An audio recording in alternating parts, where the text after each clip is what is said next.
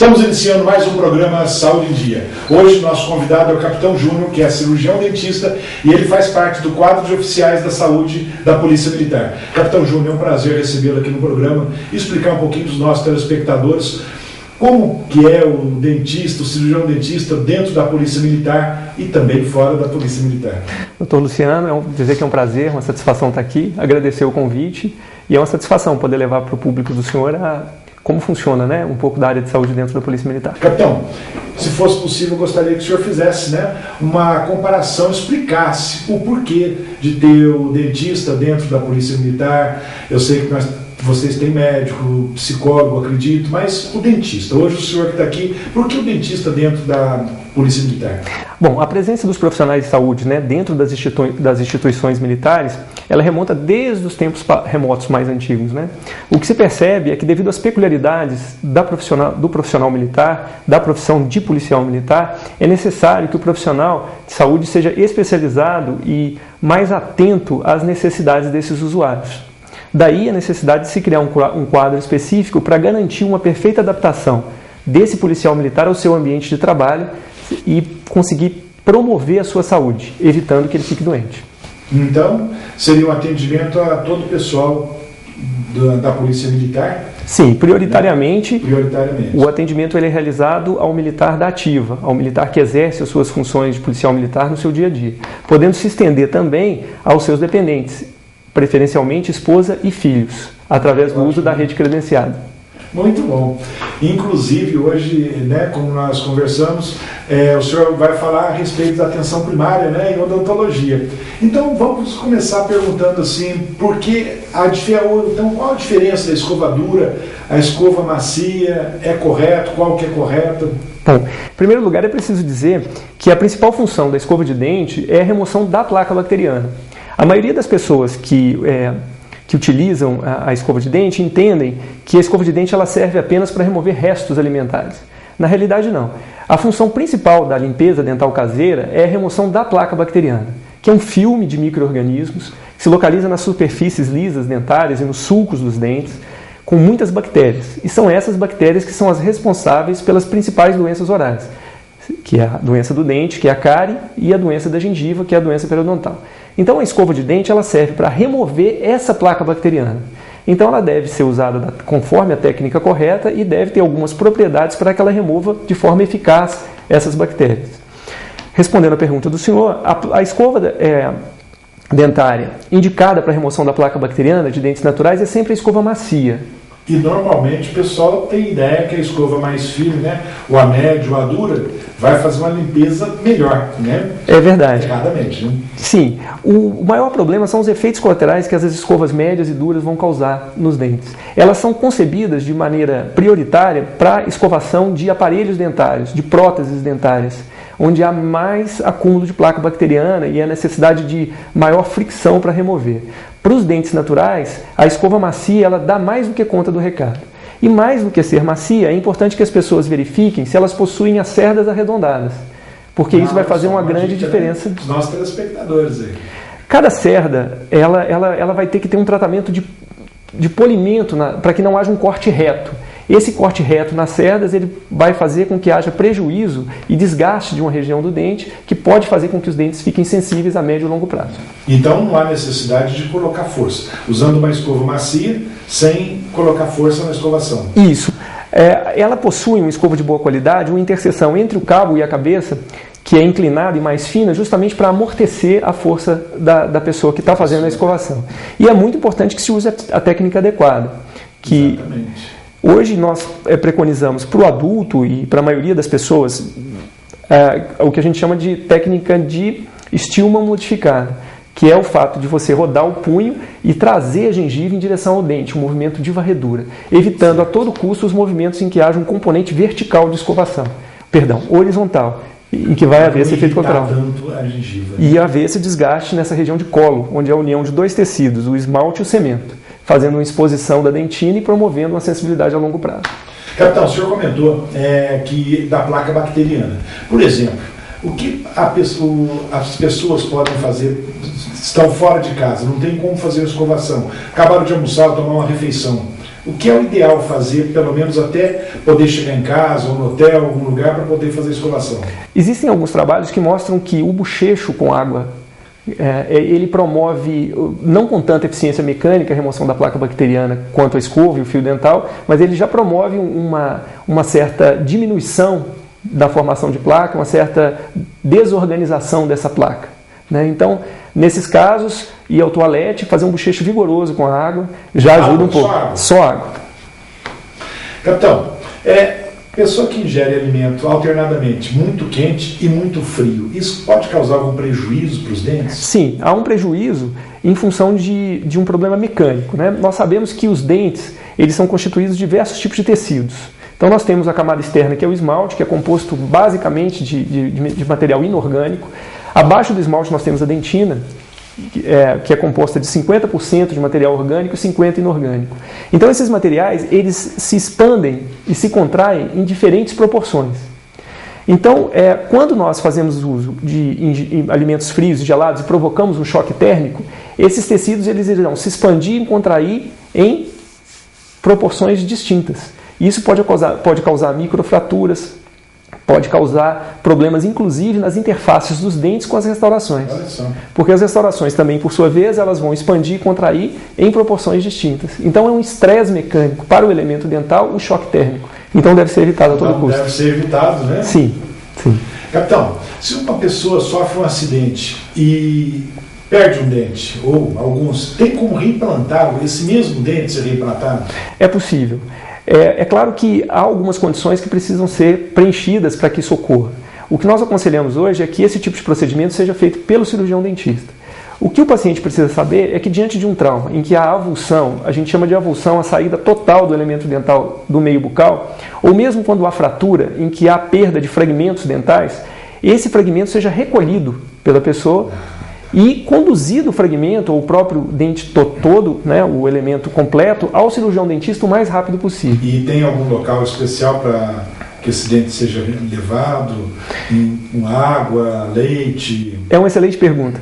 Normalmente, o meio em que esse dente deve ser transportado é um meio semelhante ao meio bucal.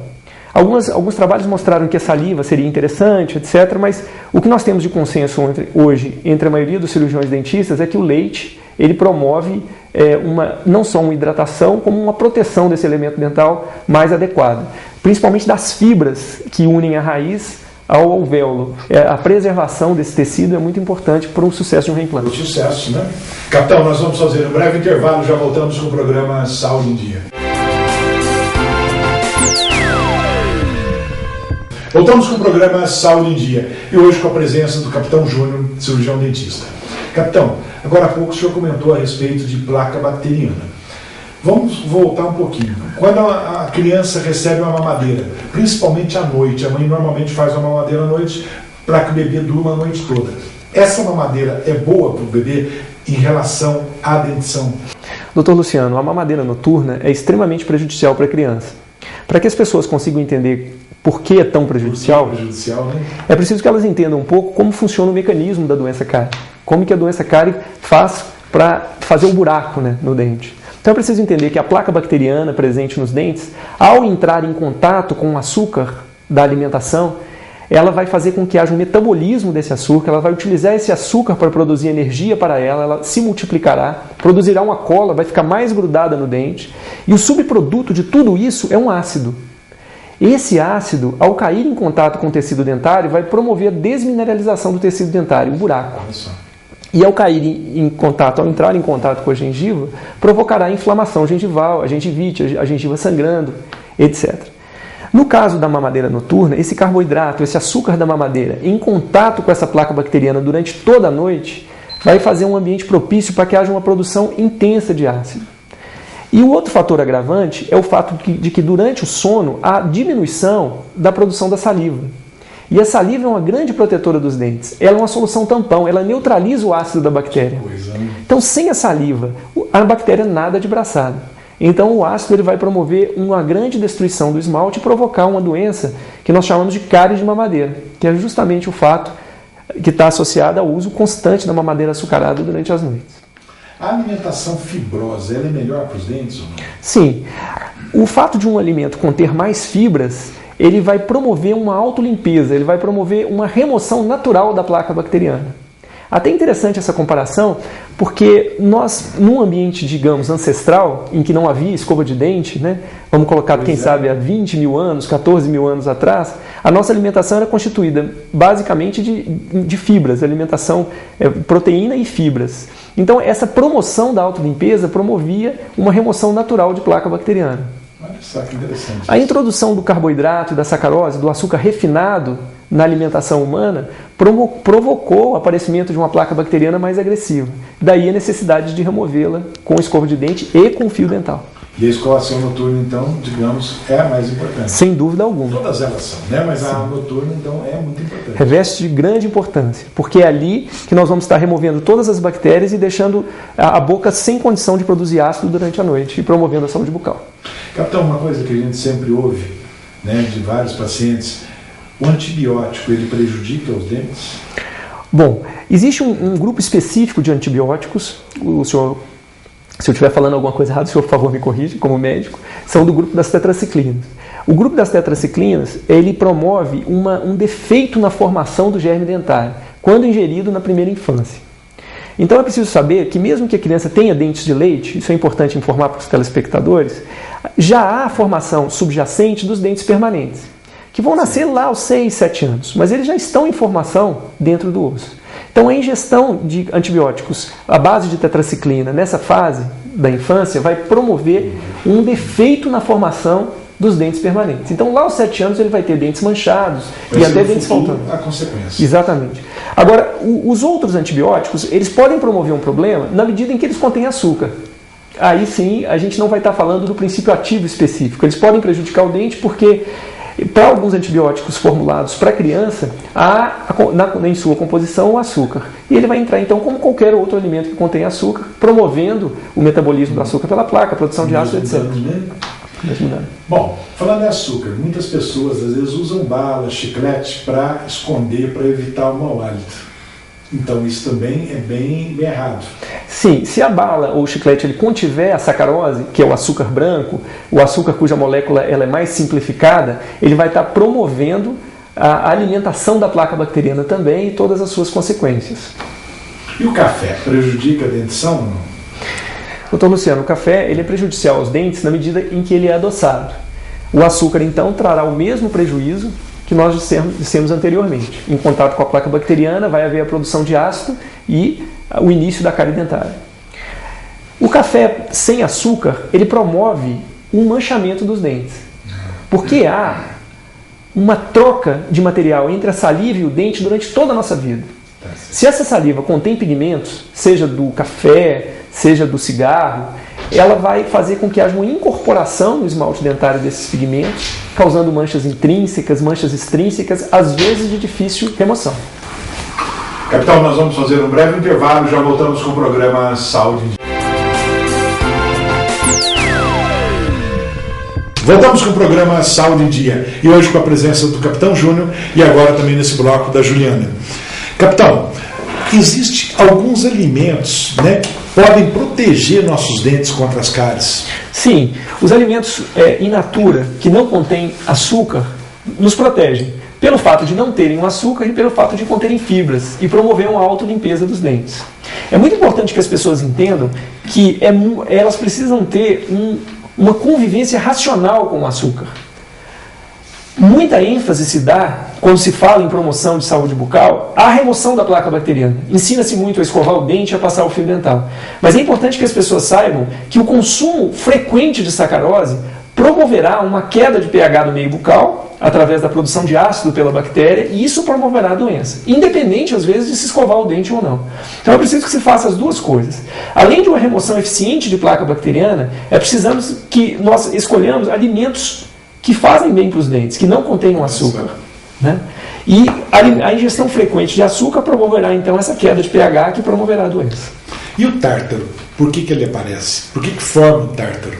O tártaro é formado por compostos inorgânicos da própria saliva. Há dutos salivares na boca e esses dutos salivares jogam saliva em cima dos dentes. Por alguma propriedade particular, individual das pessoas, há em algumas tendência a depósito, a formação desses depósitos nas superfícies dentárias. Esses precisam ser removidos pelo cirurgião dentista em limpezas periódicas. Né? E gravidez e cárie? Qual que é a relação que existe? Excelente pergunta. Existe uma cultura entre a população geral, que até um ditado que fala, um filho e um dente, né? As mães diziam isso, né? Exatamente. O que se sabe hoje, do ponto de vista científico, é que a alteração hormonal durante a gravidez propicia uma maior tendência à inflamação gengival. Ou seja, o ácido produzido pela placa bacteriana, através da metabolização dos carboidratos, promoverá mais inflamação gengival na grávida do que numa mulher não grávida. Isso está provado. Então, repare, se o controle de placa bacteriana for eficiente e o consumo de sacarose, de açúcar, for inteligente, a grávida será uma paciente normal, ela não terá nenhum tipo de problema. O que precisa enfatizar é que durante esse período é muito importante que ela tome cuidado com a sua própria boca de maneira mais eficiente em função dessa tendência de desenvolver uma inflamação gengival bucal constante, né? E a gente sabe que é uma fase que isso às vezes é mais negligenciado em função da necessidade dos cuidados com a própria gestação, com estresse, etc. E o mau hálito, todas as pessoas têm ou todas as pessoas podem ter? O mau hálito, ele segundo os estudos, 90% das causas do mau hálito estão relacionadas, aliás, 90% dos pacientes que têm mau hálito possuem causas relacionadas ao próprio meio bucal. Ou seja, deficiência na remoção da placa bacteriana, ingestão frequente de açúcar, produção frequente de ácido, inflamação gengival, sangramento gengival, e isso produz um hálito ruim. Então, o simples fato de se remover bem a placa bacteriana e se utilizar uma alimentação saudável já diminuiria bastante essas questões locais. Existem outras causas associadas a problemas gástricos, né, aos problemas que não estão localizados só na cavidade bucal, mas são a sua grande minoria. Capitão, nós podemos falar um pouquinho a respeito de clareamento? Pois não, doutor Luciano. Todas as pessoas podem fazer o clareamento?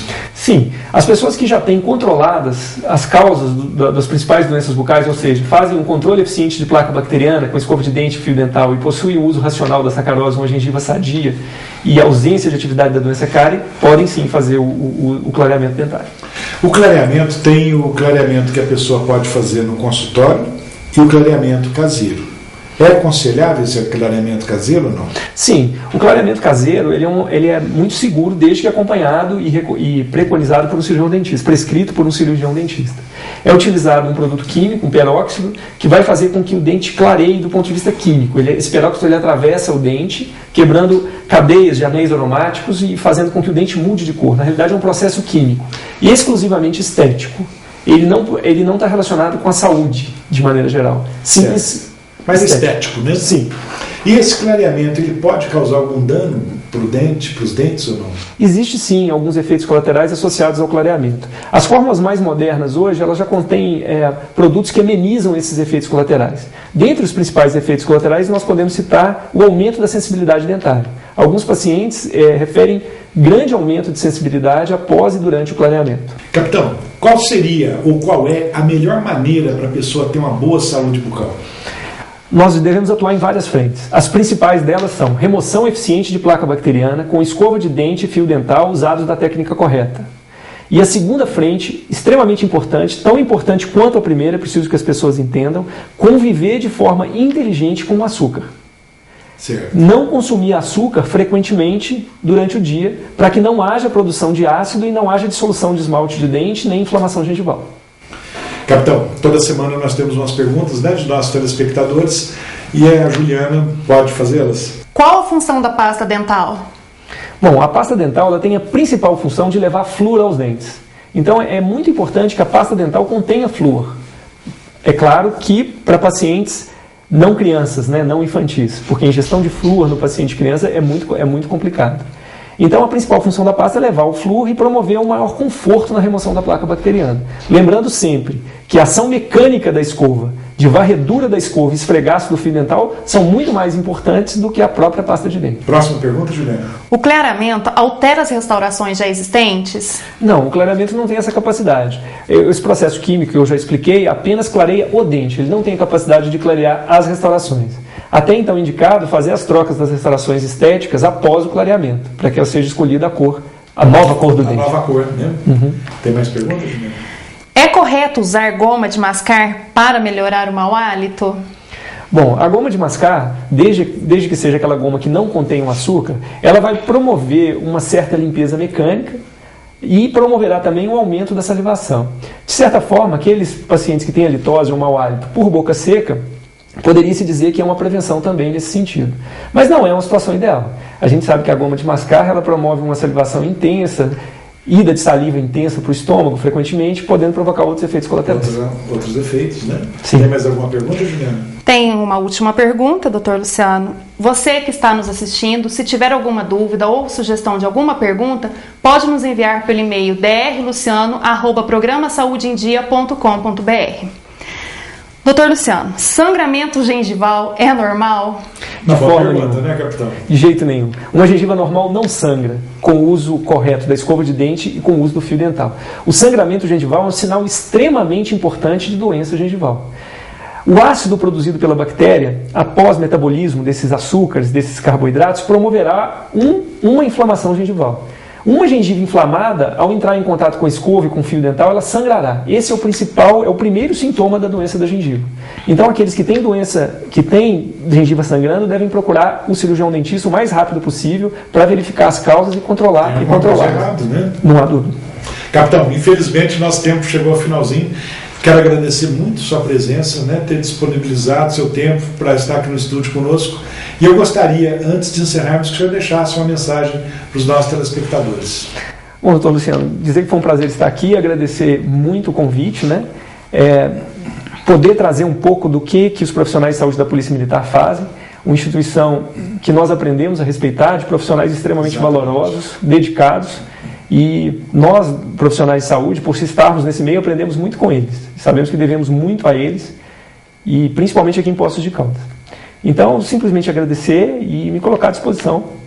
Muito obrigado, né? E a quem também devemos todo o respeito, né? Então aí, todos estão, né, para salvar a vida de muita gente, colocando a própria vida em risco. Não há dúvida. Não é verdade? Sim. Capitão, muito obrigado pela presença. Juliana, muito obrigado. Chegamos então ao final de mais um programa Saúde em Dia. Muito obrigado a você, telespectador. Fiquem com Deus e até a próxima semana.